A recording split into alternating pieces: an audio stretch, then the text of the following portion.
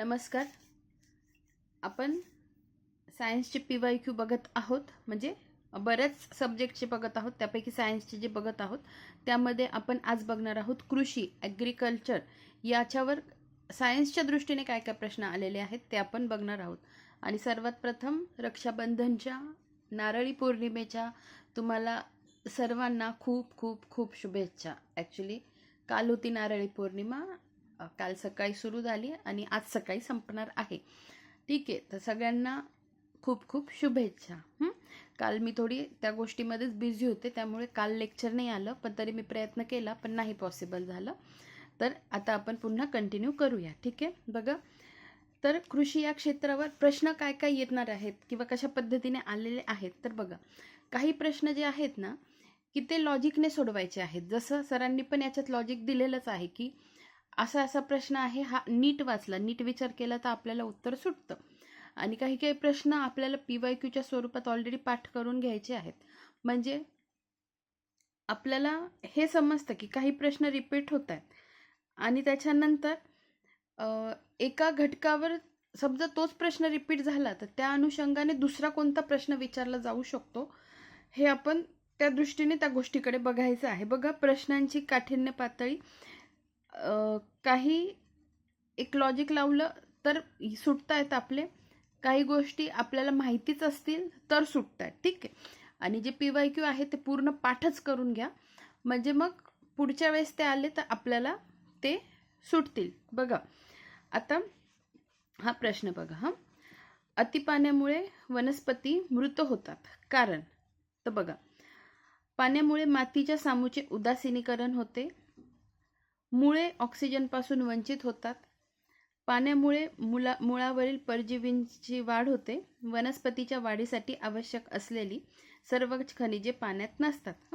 अतिपाण्यामुळे वनस्पती मृत होतात, कारण मुळे ऑक्सिजनपासून वंचित होतात, हे त्याचं मेन कारण आहे. दीर्घकाळ पाणी साचल्याने वनस्पती मरतात, कारण जास्त पाण्याच्या स्थितीत राहिल्यास आवश्यक ऑक्सिजन शोषू शकत नाहीत.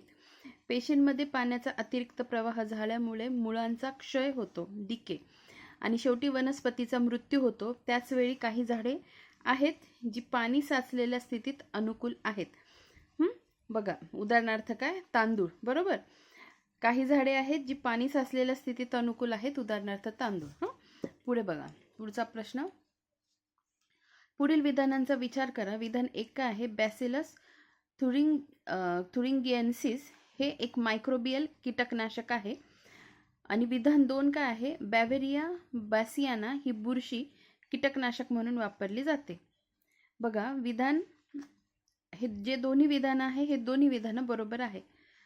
बॅसिलस थुरिंगिएन्सिस हे एक मायक्रोबियल कीटकनाशक आहे. बॅव्हेरिया बसियाना ही एक बुरशी कीटकनाशक म्हणून वापरली जाते. ही बुरशी काय आहे, ही बुरशी कीटकनाशक म्हणून वापरली जाते. आणि वरचं काय आहे, मायक्रोबियल कीटकनाशक आहे. बघा,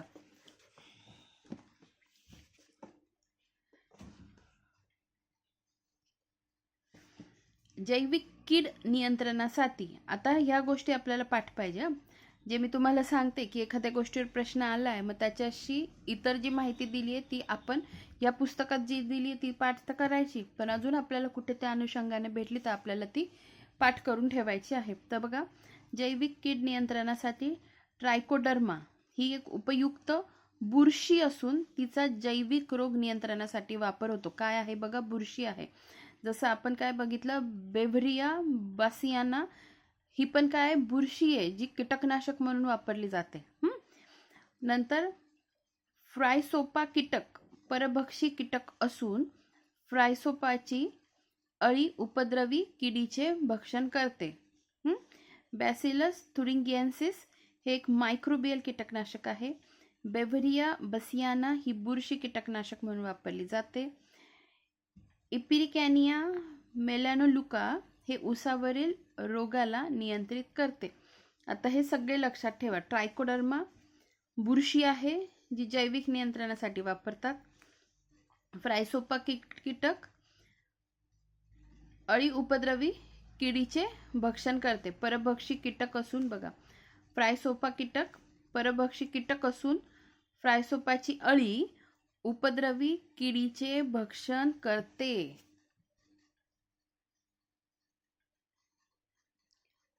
म्हणजे फ्रायसोफा हा काय झाला, एक कीटक झाला, कीटक, आणि ती अळी झाली. ती आहे बघा परभक्षी कीटक असून फ्रायसोफाची जी अळी असते ती उपद्रवी किडीचे भक्षण करते.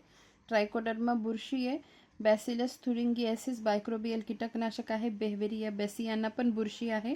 आणि इपिलिकॅनिया मेलॅनोल्युका हे उसावरील रोगाला नियंत्रित करते. समजलं? पुढे बघा.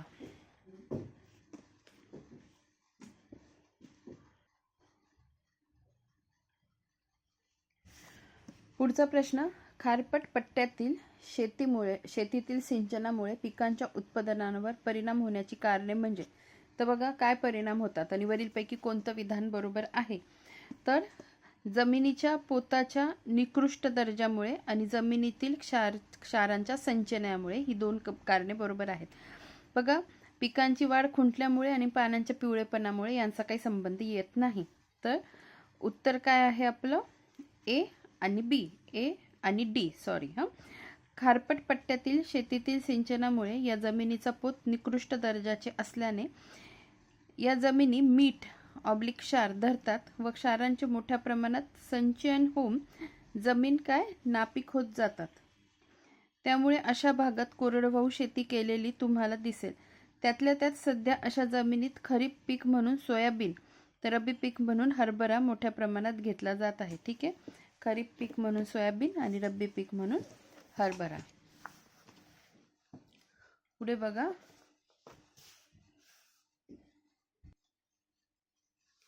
पुढचा प्रश्न, शेतीमध्ये भूगर्भातील भूजल खालीलपैकी कोणत्या घटकामध्ये पाझरते. त्याचं उत्तर आहे विहीर. तर बघा शेतीत विचारलेले आहे. प्रश्न व्यवस्थित वाचला तर प्रश्न सहज सुटतो. या पद्धतीने इथे लॉजिक लावायचं आहे. ठीक आहे. पुढे कीटकनाशके कीटकांच्या विषबाधा करताना त्यांच्या कोणत्या संस्थांना प्रभावित करतात. तर मज्जा संस्था. जे मी तुम्हाला म्हटलं ना थोडं लॉजिक लावून आपण सोडवू शकतो. तर ते हे दोन प्रश्न. ठीक आहे, थोडासा विचार करायचा आणि आपण रिस्क या प्रश्नांना घेऊच शकतो कारण हे थोडे जी के बेस्ट प्रश्न आहे. म्हणजे जनरल नॉलेज ज्यांना थोडंफार असेल त्याच्यावर हे आपल्याला सुटायला पाहिजे. पुढचा प्रश्न, कीटकनाशकांचा वापर करताना खालीलपैकी कोणत्या बाबींचा प्रामुख्याने विचार करावा. तर काय काय बरोबर आहे त्यांनी विचारलं आहे. तर बघा अ, ब आणि क बरोबर आहे. तर कीटकनाशक प्रकारची योग्य निवड, कीटकनाशकाची कार्यक्षमता आणि कीटकनाशकाची मात्रा. कीटकनाशकाचा रंग कसा आहे याच्याशी काही घेणं देणं नाही. तर बघा कीटकनाशकांचा वापर करताना त्या कीटकनाशकाची कार्यक्षमता बघितली जाते. किती मात्रामध्ये कीटकनाशकाचा वापर करायचा हे माहीत असणे आवश्यक आहे. योग्य त्या कीटकनाशकाची निवड केली पाहिजे. एंडोसल्फान हे कीडनाशक म्हणूनच वापरतात.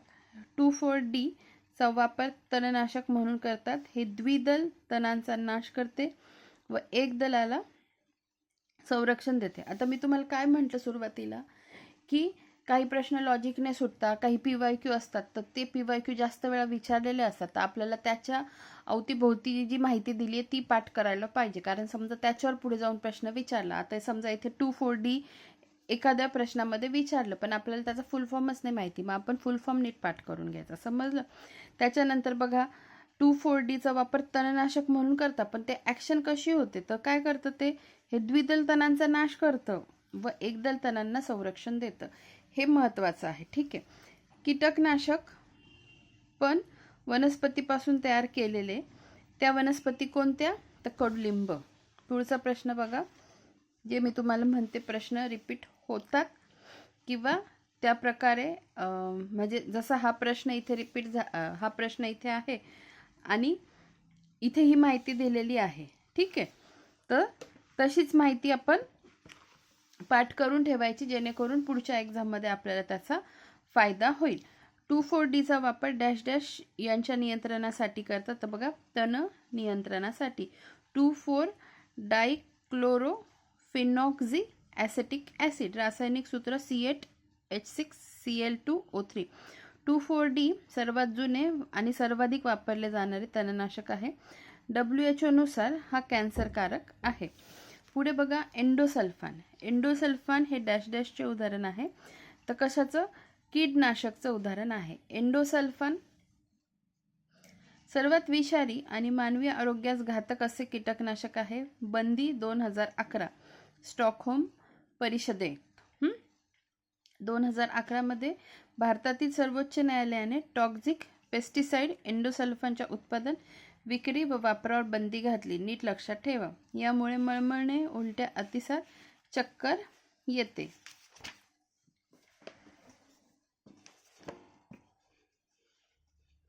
पुढे बघा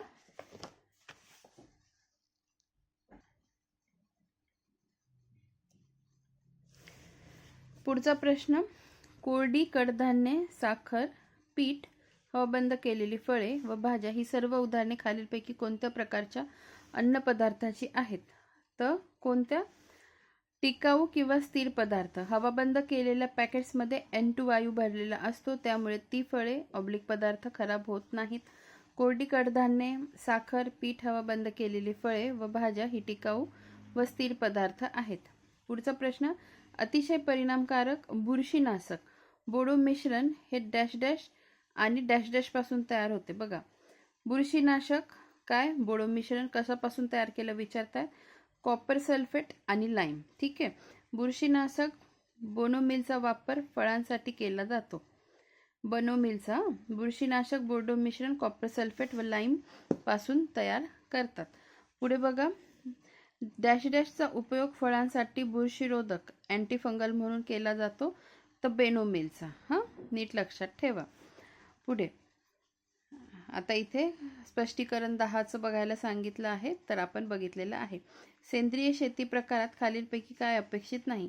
हे सहज सुटणारे प्रश्न. ठीक आहे, जे सोपे सोपे आहेत. जनावरांच्या मलमूत्रांचा वापर हा केला जातो. वनस्पतीजन्य कीटकनाशकांचा वापर हा पण केला जातो. रासायनिक खत व कीटकनाशकांचा वापर केला जातो का? तर नाही. जे मी तुम्हाला सांगितलं की सोपे प्रश्न पण आहेत.